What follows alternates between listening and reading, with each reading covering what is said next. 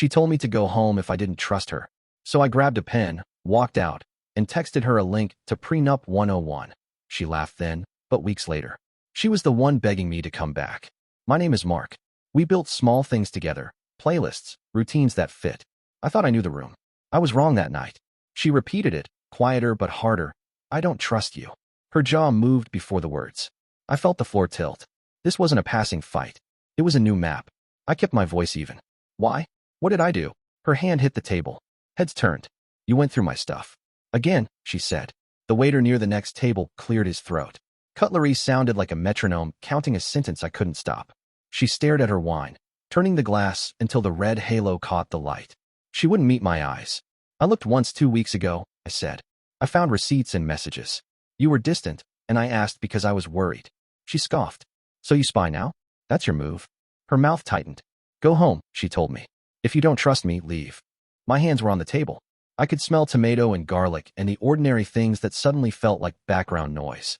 The candle flame shivered when I stood. I said one thing, quiet and steady. Let me get a pen. She blinked as if someone had moved the rules. I walked to the bar, feeling the floor under my shoes. The bartender asked if I wanted another drink. I didn't answer. I pulled out my phone and typed one message. I sent a link to a Prenup 101 class, neutral, formal, oddly calm. I slid my chair back. The scrape sounded final. She looked at me with a face that moved through anger, disbelief, and then pleading. The colors of her expression shifted. Outside, the November air cut my face. My old Honda smelled faintly of summer and coffee. I sat in the driver's seat with the engine whispering. Her steps on the pavement were quick. She grabbed my sleeve. I let my hand go without turning. Mark, come back. Don't make this stupid, she said, voice ragged. I looked toward the streetlight and said, if you want me to stay, start with honesty. No speech. No begging. I closed the door and backed out. In the rear view, she went small under the street lamp. She dropped to the curb, reaching, words falling into the night. I texted again from the car. Here's Prenup 101. Watch it. Talk after. Then I drove. The city blurred. Lights, reflections, wet pavement. The link felt like armor, practical against a moment that threatened to become a disaster. That night, I didn't go home. I ended up in a 24-hour diner at 1:07 a.m., nursing black coffee and writing a note in my phone. Not everything is proof of betrayal, but everything hidden is a clue. I saved it and watched the steam curl. 2 weeks later, at 3:07 a.m., my phone buzzed. Mason sent a photo from a rooftop bar, Claire with a man, hand on his chest. At first, I thought it was a mistake. I zoomed in. The receipts I found came rushing back. The thought that I was wrong evaporated. I sat very still. The photo from Mason felt like a closed door snapping shut. I stared at it until the pixels blurred, then put the phone face down on the table and let my hands rest there, flat. The diner hummed around me. Coffee machines, a late-night radio, the occasional laugh. But none of it reached where my head was. I thought about calling Claire. I thought about deleting the picture. I did neither. For a while, I did nothing. Silence felt like a tool I hadn't used before. I wanted to see what she'd do when I stopped chasing answers and let the quiet press back. It wasn't pride. It was a test rooted in every tired conversation we'd had over 6 years. A deliberate pause to see if truth would find its way out when I stopped tugging at it. She called the next morning. 6 times. I let it go to voicemail. The messages mapped an awkward script, small apologies, a shaky laugh attempting to sound light, promises of explanations that always landed somewhere thin. I just needed space, one voicemail said. Another tried, he's a friend. You're blowing this up. The words felt like paper. There, but flimsy when held up. I checked her social feed and found glossy posts about new beginnings. Photos with a forced brightness, captions about growth and healing. One image had the two of them again, bracelets matching, smiles practiced. The comments wrote on top of it, friends congratulating, strangers tagging hearts. Somewhere in the replies, a thread of people who knew more than she did. That small exposure felt less satisfying than it should have. I wanted her confession, not confirmation from public applause. Mason kept sending updates. Met him last week, a text read. Not subtle. Another, guy's a trophy type. Flashy watch. Seemed smug. He didn't need to say more. His messages were the kind of fact checks friends supply when they don't want to be the ones to tell you directly. I appreciated the distance he kept, the quiet way he offered evidence, but not advice. I didn't reply to Claire when she reached out that week. No block, no confrontation text, just silence. I watched what she did instead of asking. A discipline I'd never practiced before stretched like a muscle. People called and left messages. I let them hang like unfinished sentences. When she finally came to my door, I'd already rehearsed every line I didn't want to say. The rain had washed the city into a softer place. Streetlights made paths across the pavement. She looked smaller in person, like the choices had carved away some of her usual swagger. Mascara had run in thin lines down her cheeks. The coat she wore was too thin for November. She asked me to hear her out. I listened. Her words slid between truth and version of truth, trying to reshape gaps into excuses. It wasn't like that, she said, halting in places. Her voice had the speed of someone trying to gather scattered things. I kept my replies short. No speeches. I wanted clarity, not drama. She said the word moment, as if that could explain months. She offered the familiar, we can fix this, as if repetition could stitch what had frayed. There was pleading, apologies salted through, the cadence of someone attempting to rewrite a story mid-chapter. I handed her the keys she'd left on my dresser earlier. It felt right to close the loop on things she had already started to leave. Walking away from the door that night, I discovered how small the gap between anger and relief can be. The weight of constant doubt lifted in a rule-by-rule kind of way. I didn't celebrate. I felt steadier, like a ship relieved of an extra line. There was no victory pose, only the slow reordering of days that had been cluttered by suspicion. In the weeks after, she posted with that same curated calm, new cafes, scenic shots, captions about renewal. Each post read like a press release. I kept my distance and let time become the arbiter. I spent mornings writing notes that read like lines I might say one day. Not everything is proof of betrayal, but secrets cost you more than honesty ever will. Then an unknown number slipped into my messages one rainy evening. Hey, you don't know me, it said, but I think we've both been lied to. Screenshots followed, precise and cruel. Evidence of meetings dated long before our fight. Messages proving the version she'd offered was false. The last piece of the puzzle slid into place with a quiet finality. It wasn't a triumph. It was the end of any lingering doubt. The text came from him, the man in Mason's photo. His name was Dylan. And what he sent wasn't just proof. It was a confession wrapped in regret. I didn't know about you, man. His first message read, she said you two were done months ago. I found out last week that wasn't true.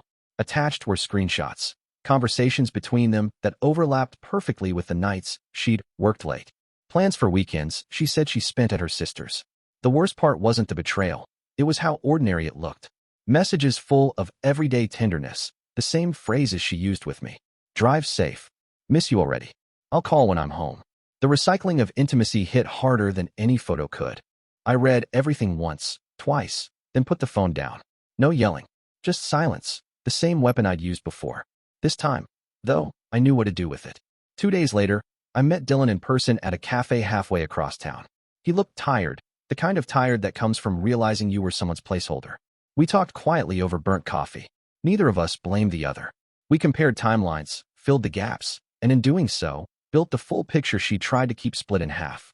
She's good at saying the right things, he said.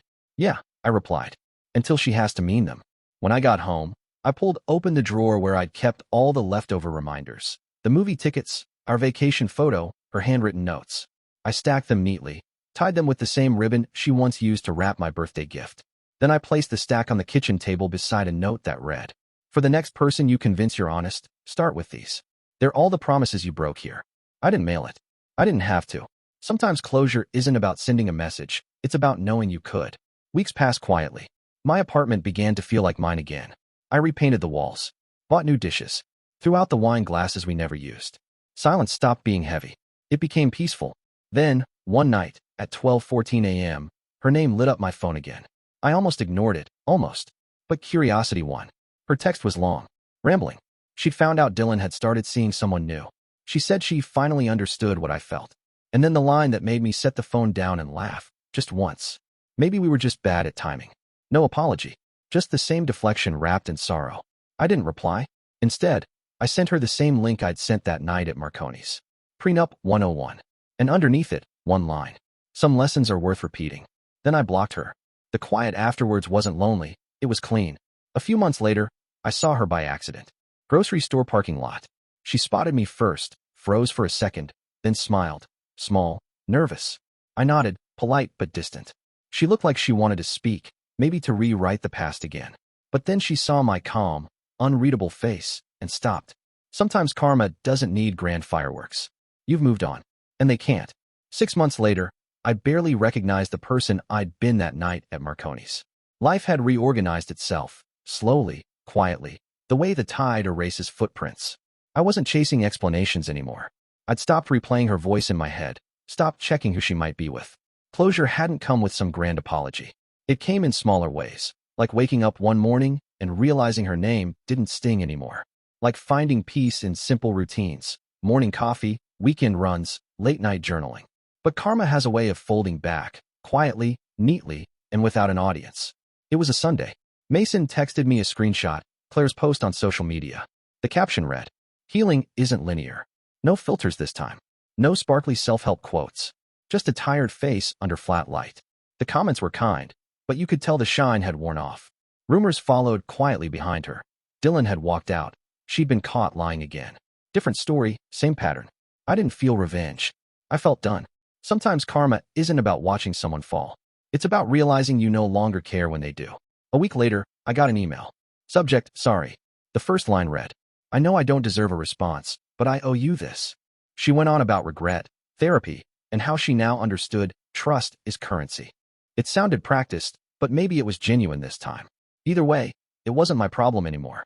I replied with 3 words. "Take care, Claire." Then I archived it. That night, I sat on my balcony. The city glowed below, steady and quiet. I opened the Notes app and added one last line under the entry I'd written months ago. Not everything is proof of betrayal. And beneath it, a new sentence. Final scene. Mark turns off his phone. The same one that once buzzed with her calls. The same one that sent the Prenup 101 link that ended everything. Now it just plays soft music as he drives toward nowhere in particular, windows down, air cold and real. No revenge. Just quiet. A kind of quiet that feels like freedom. It was spring when life finally felt like it had rhythm again. Mark had stopped counting the months since Claire. The memory of that night at Marconi's, the candlelight, her voice sing, "Go home," had dulled into something distant, like a scene from a movie he'd once watched too closely. He had learned something simple. Not every ending needs an audience. Some stories don't explode. They just fade. One afternoon, he was meeting a client downtown. The cafe was crowded, laughter echoing off the glass. He ordered a coffee, turned, and there she was, Claire. Her hair was shorter, darker. Her eyes darted before they settled on him. She smiled, small, uncertain. "Mark," she said softly, "you look good." He nodded. "So do you." There was a pause, full of everything unspoken. "I heard about you," she continued, voice hesitant. "New job, new city. You seem happy." He smiled a little. "Yeah, I am." She looked down at her hands. The confident posture she used to wear was gone. "I messed up," she said finally. "I keep thinking about that night. About what you said." He didn't ask which part. Honesty, prenup, or goodbye. It didn't matter. "I hope you find peace," he told her simply. "I'm trying," she whispered. "It just feels like I'm always too late." He nodded, placed his cup down, and extended his hand. "Then start now," he said. She shook it, smiled faintly, and left. No tears. That night, Mark drove to the same overlook he used to visit when things felt too heavy. The city lights shimmered below like quiet stars. He replayed her words in his head and felt nothing painful, just the soft weight of acceptance.